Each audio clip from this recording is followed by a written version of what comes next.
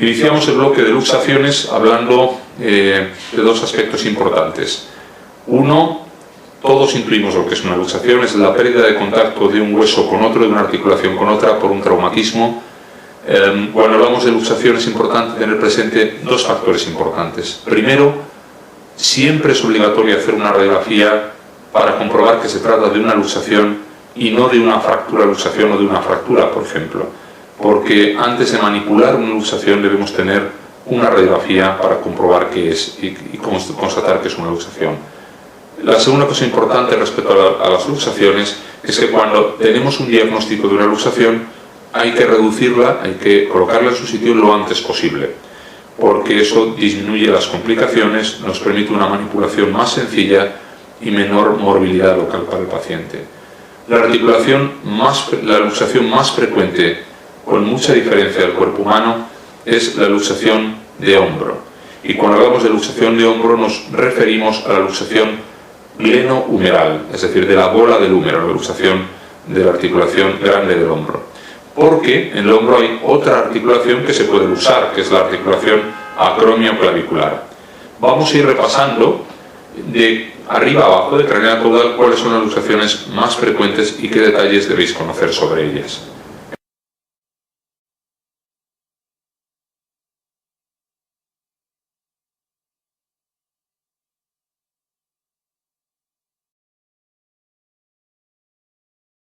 Empezamos por la articulación acromioclavicular.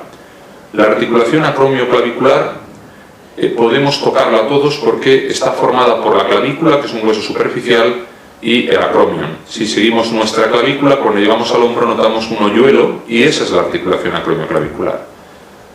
¿Cómo se producen las lesiones de la articulación acromioclavicular? Generalmente con caídas de bicicleta o de moto en las que el hombro impacta sobre el suelo de manera brusca. Es decir, recibimos un golpe en el que se produce el descenso hacia abajo del hombro y en ese golpe el paciente viene a urgencias diciendo que le duele a punta de dedo una zona del hombro. Cuando viene así tenemos que sospechar que hay una luxación o una lesión, acromioclavicular. Podemos tener tres tipos de lesiones a grandes rasgos, aunque hay otras muchas que no debéis estudiar. La primera lesión que podemos ver es una lesión en la que existe dolor acromioclavicular, pero no hay ninguna deformidad aparente. Para entender bien cómo se produce esta lesión y otras, tenemos que hacer una breve mención a los ligamentos acromioclaviculares, a los ligamentos que van a sujetar la clavícula a la cintura escapular. Como veis en el esquema hay dos grupos de ligamentos que sujetan la clavícula al resto de la cintura escapular: los acromioclaviculares directos, que saltan de clavícula al acromion de la escápula, y los coracoclaviculares, que saltan de la coracoides de la escápula a la clavícula. Estos dos grupos de ligamentos aseguran el anclaje de la clavícula. En una lesión tipo 1, el paciente viene diciendo que tiene dolor, no tiene deformidad externa, la radiografía es normal y al mover la clavícula, a intentar mover la clavícula, vemos que está todo estable. Es lo que conocemos como esguince acromioclavicular, tratamiento conservador, no hay que hacer ninguna cosa especial con ello, analgesia y reposo. Podemos tener una situación distinta, que es lo que llamamos lesión tipo 2, paciente que viene con dolor después de una caída, no hay deformidad, radiografía normal, pero al tocar la clavícula, al apretar la clavícula se hunde hacia abajo, pero no salta hacia arriba. Tenemos que sospechar que si la clavícula se hunde pero no salta, se habrán roto los ligamentos acromioclaviculares, pero no los coracoclaviculares, que la mantienen anclada a la escápula. Tratamiento conservador también, cabestrillo, reposo relativo y a las 2-3 semanas empezar a mover el hombro y hacer rehabilitación. El problema, como estáis intuyendo, viene en el tipo 3. En el tipo 3 tenemos un paciente que viene a urgencias con mucho dolor en la acromioclavicular y con un bulto visible en el hombro. Hacemos una radiografía y la clavícula ha saltado de su sitio. Tenemos que pensar que se han roto los ligamentos acromioclaviculares directos y los coracoclaviculares también, para que la clavícula produzca ese salto hacia arriba y se desancle de la cintura escapular. Recordad el signo de la tecla en esta situación. Cuando bajamos la clavícula y apretamos contra la escápula, la clavícula choca contra la coracoides y suena un clon, como la tecla desafinada de un piano, y eso es indicativo también de una lesión grado 3, de una luxación acromioclavicular verdadera. El tratamiento en el tipo 3, en la luxación acromioclavicular, depende sobre todo de la actividad habitual del paciente. Si el paciente tiene una actividad sedentaria en la que requiere poca fuerza de su hombro, de su cintura escapular, una opción válida es no operarla, tratarla conservadoramente. Quedará un bulto que será menor que en el momento agudo, cuando se vaya la inflamación, no dolerá en un futuro, pero quedará una pequeña merma funcional, una pérdida de fuerza de aproximadamente un 8% del total de la cintura escapular. Y eso es muy importante, para la mayoría de las profesiones no lo es. ¿Y en qué casos deberíamos intentar operar una luxación acromioclavicular? En profesiones de alta demanda física, por ejemplo, repositores en almacenes, mozos de almacén que tengan que subir mucho peso a estanterías con los brazos en alto, instaladores de aire acondicionado, electricistas, personas que tienen que trabajar con sus brazos en alto haciendo trabajo, sujetando peso muchas horas. Ahí sí que nos podemos plantear no renunciar a esa pérdida de ese 8% que supone dejar la cintura escapular sin ese anclaje de la clavícula. Y en estos casos, ¿qué hacemos con la cirugía? La cirugía consiste en disminuir ese salto, en quitar ese salto, dejamos que el paciente bajo anestesia tenga la zona relajada, con el dedo sin abrir bajamos la clavícula hasta llegar a nivelarla con el acromion, y con el aparato de rayos, utilizando el aparato de rayos, colocamos dos agujas que sirvan para dejar a nivel el acromion con la clavícula. Cuando ya tenemos eso sujeto, eso sintetizado, lo que hacemos es hacer una pequeña incisión para poder suturar los ligamentos acromioclaviculares y coracoclaviculares. Y aproximadamente a las 5 o 6 semanas, que ya los ligamentos deben estar resistentes otra vez, en consulta quitamos las agujas que las dejamos asomando por la piel para que el paciente pueda empezar a mover su hombro y a hacer rehabilitación. Esto parece muy bonito, ¿y por qué no lo hacemos así en todos los pacientes, independientemente de qué actividad tengan? Porque los resultados son mediocres. Se han utilizado muchas técnicas, anclajes de distintos tipos, pero esos ligamentos tienen una cicatrización mala en muchos casos, no muy resistente. Y hay casos en los que un tiempo después de la cirugía la clavícula vuelve a saltar hacia arriba y eso es descorazonador. De manera que en una persona que no necesite ese tipo de actividad, una opción es no operarlos.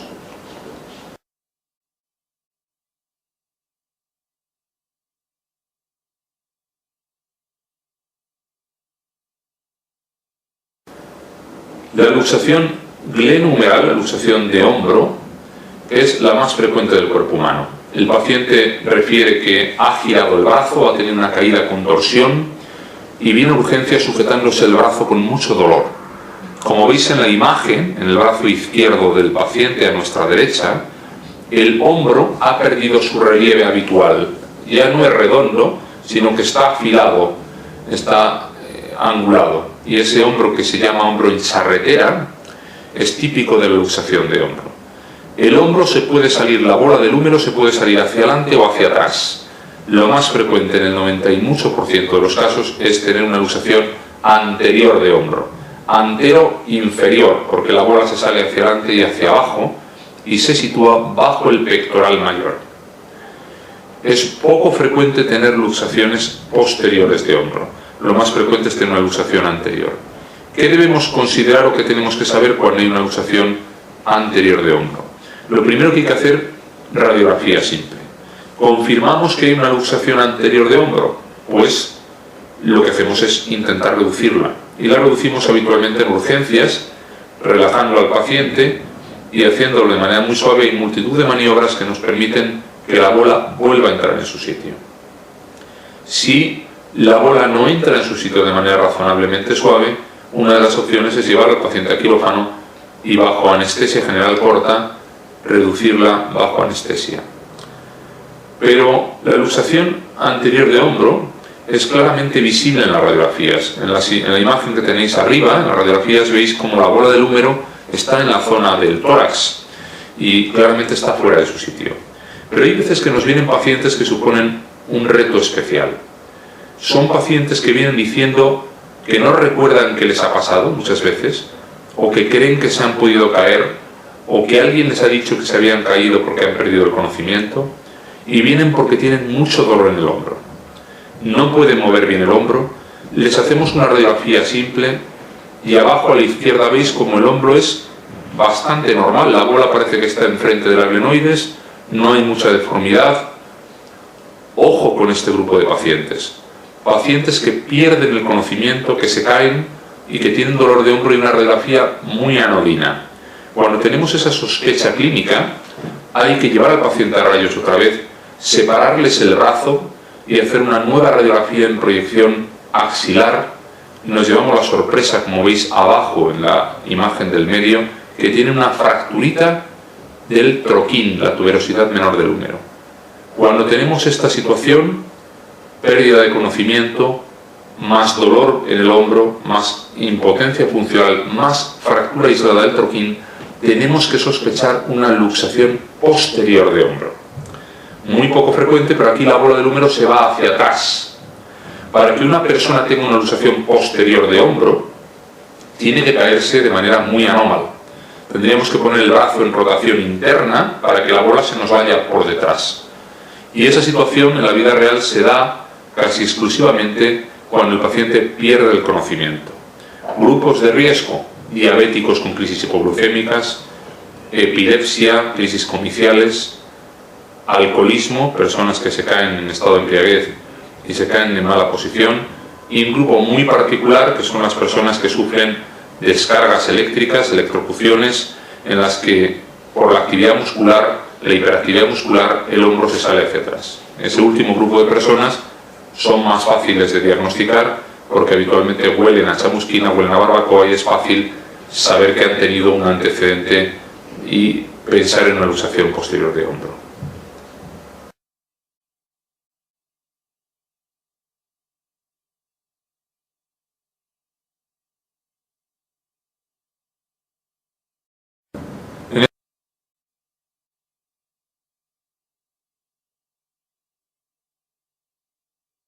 Esta pregunta nos plantean que un paciente joven viene a urgencias con dolor en el hombro y que al hacerle una radiografía vemos como único dato así importante una fractura de la tuberosidad menor, del troquín del húmero.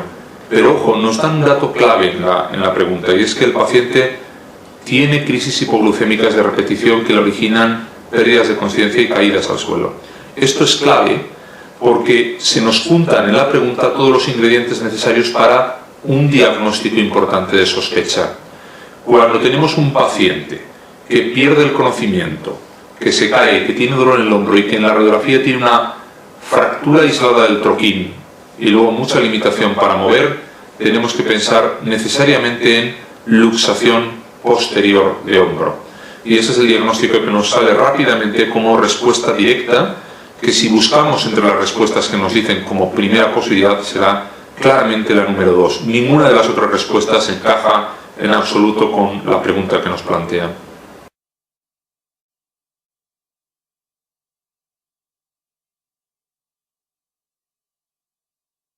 Cuando un paciente tiene una luxación anterior de hombro y hemos reducido la luxación y está feliz porque ya no le duele, le colocamos habitualmente un cabestrillo o un inmovilizador de hombro y le dejamos un cierto reposo durante unas 2-3 semanas para iniciar luego un tratamiento rehabilitador para fortalecer el hombro. La pregunta del millón que te hacen muchas veces es: doctora, doctor, ¿se me puede volver a salir el hombro? Y como sabéis, hay un cuadro que se llama luxación recidivante de hombro, porque en algunos casos se produce esa situación. Cuando tenemos una luxación recidivante de hombro, tenemos que pensar en la lesión de una estructura que tenéis señalada con una flecha en este montaje anatómico, que es el fibrocartílago anterior del glenoides. Ese fibrocartílago anterior del glenoides es un toque anatómico y funcional que tiene el hombro en la parte anterior para que al girar el brazo no se nos escape la bola. En una persona que ha tenido una luxación con una rotura, una lesión de ese fibrocartílago anterior del glenoides, puede dar lugar a que se forme un ojal de debilidad por el cual el hombro se vuelve a salir una y otra vez, cada vez con más facilidad. No hay muchos nombres propios a memorizar en nuestra asignatura, pero hay alguno que sí debéis conocer, y uno de ellos es la lesión de Bankart, que tenéis escrito ahí arriba. La lesión de Bankart hace mención a la rotura de ese fibrocartílago anterior del glenoides después de una luxación de hombro. Y esto es lo que predispone a la luxación recidivante. Tenéis que asociar lesión de Bankart en el hombro con luxación recidivante de hombro. El tratamiento de este problema es la cirugía. Hoy día se hace por artroscopia, es muy eficaz, se reconstruye la lesión de Bankart, se pone unos anclajes para tensar la parte anterior del hombro y evitar que el hombro, la bola, se pueda volver a salir más veces. Cuando tenemos una luxación de hombro o cualquier lesión alrededor del hombro, una de las cosas importantes es descartar su asociación con una lesión neurológica. Con la neuroapraxia, la lesión por traumatismo, por atontamiento de un nervio que pasa por la zona.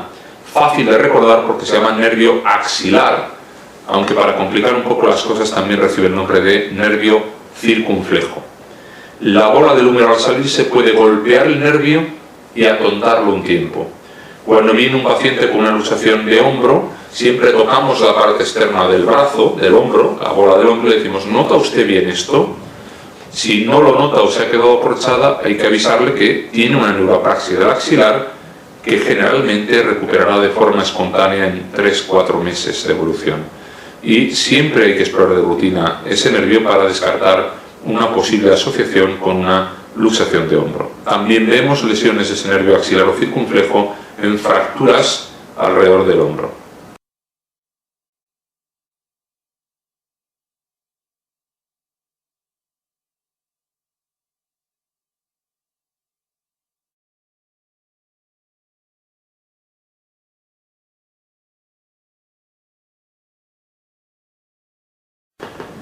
Dejando atrás la lesión, la luxación de hombro, luxación glenumeral, pasamos a otra luxación que debéis conocer, que es la luxación de cadera.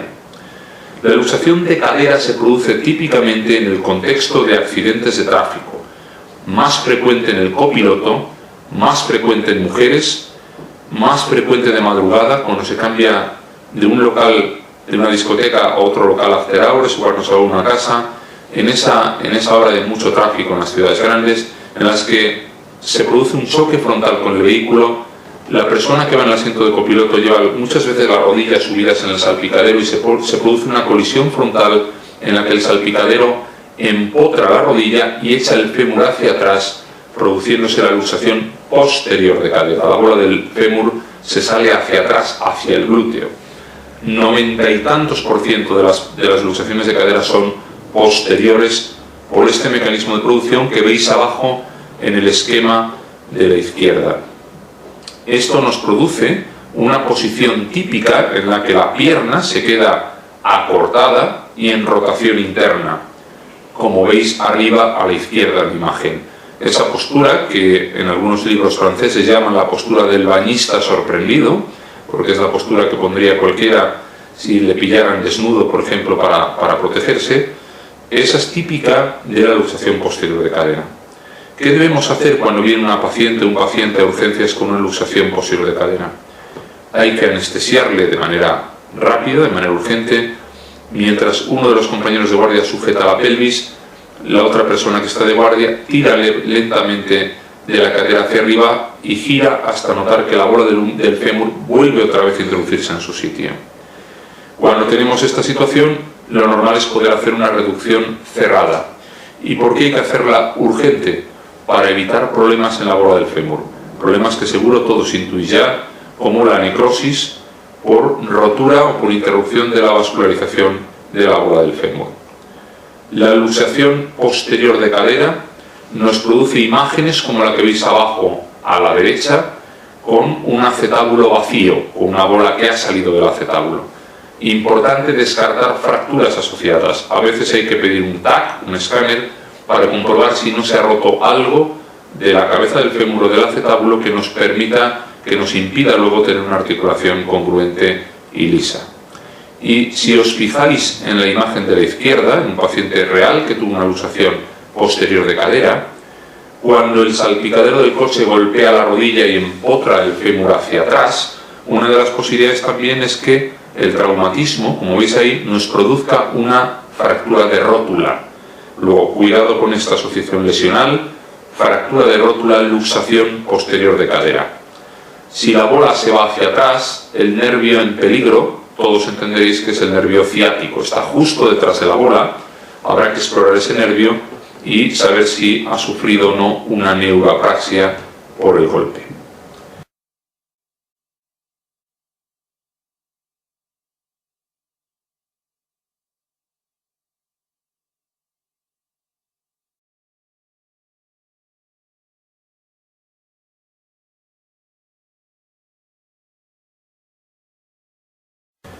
La siguiente luxación que vamos a ver es la luxación de rótula.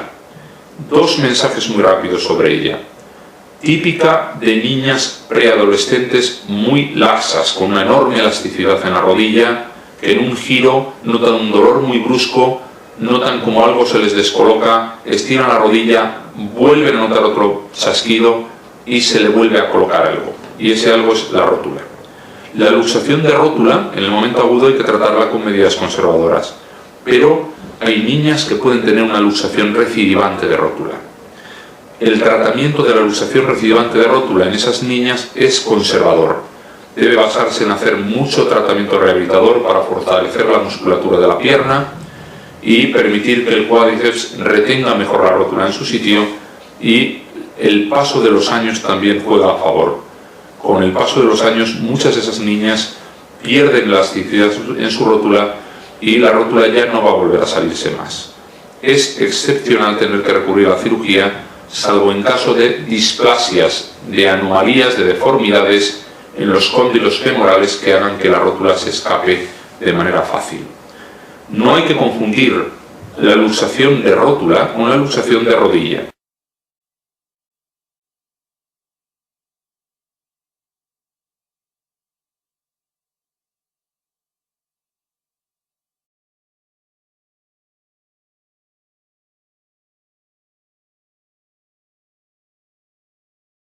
La luxación de rodilla es un cuadro muy grave, producido habitualmente después de un traumatismo brutal. Nadie se puede luxar una rodilla por una caída al suelo, por una caída en una escalera. Tiene que haber un traumatismo de enorme intensidad, habitualmente accidente de tráfico o una caída desde mucha altura, para que una persona se luxe la rótula, se use la rodilla. Cuando se luxa la rodilla se rompen todas las estructuras de unión entre el fémur y la tibia. Ligamento cruzado anterior, cruzado posterior, tendón popliteo, cápsula articular, inserciones meniscales. Es una lesión muy grave. Pero cuando tenemos una luxación de rodilla, lo que hay que hacer urgentemente, como os podéis imaginar, es ponerlo todo en su sitio lo antes posible. Bajo anestesia general, manipulando muy suave, dejamos la rodilla en su posición y colocamos una férula. No es urgente el tratamiento de las lesiones de la rodilla, de los ligamentos rotos, de las inserciones capsulares rotas. Lo realmente urgente y preocupante cuando hay una luxación de rodilla, que ya acabamos de reducir, es que no haya una lesión vascular asociada. Cuando hay una de estas lesiones, llamamos urgentemente al cirujano vascular. Lo primero que suele hacer es un ecodoppler, y si hay dudas de la viabilidad o de la permeabilidad de la arteria poplitea, hacen una arteriografía. Y lo que nadie queremos ver es lo que veis a la derecha, que es un stop vascular, un freno vascular en la poplitea, porque se ha producido una trombosis en esa arteria. La lesión de la arteria poplitea puede ser inicial en el momento del traumatismo o puede ser diferida tiempo después, al día o a los 2 días de la luxación, porque se forme un desgarro en la íntima arterial y vaya poco a poco obstruyéndose. La lesión de la arteria poplitea en una luxación de rodilla es muy descorazonadora, porque en muchos casos, aun haciendo un bypass muy precoz, el bypass se obstruye y tenemos problemas con el riego distal de la pierna. Tenéis que pensar que de todas las luxaciones de rodilla que vemos, que afortunadamente no es una lesión muy frecuente, aproximadamente la mitad van a presentar una lesión de la poplitea. Y la mitad de esa mitad no va a ser reparable, se va a reparar y se va a volver a obstruir, y en esa cuarta parte de pacientes del total, a los 4, 5, 6 días después de muchos intentos de salvar la pierna va a acabar amputada. Y eso es algo muy serio y muy grave, porque casi siempre se trata de personas jóvenes. Y además, la amputación hay que hacerla por encima de la rodilla, lo cual es una amputación funcionalmente mucho peor que hacerla debajo de la rodilla. Y aunque sea una imagen dura y cruda, tenéis que quedaros con esta imagen que os pongo aquí, de el final de algunas luxaciones de rodilla en las que después de muchos intentos de salvar la pierna acaban con la pierna en el cubo de la basura con una amputación.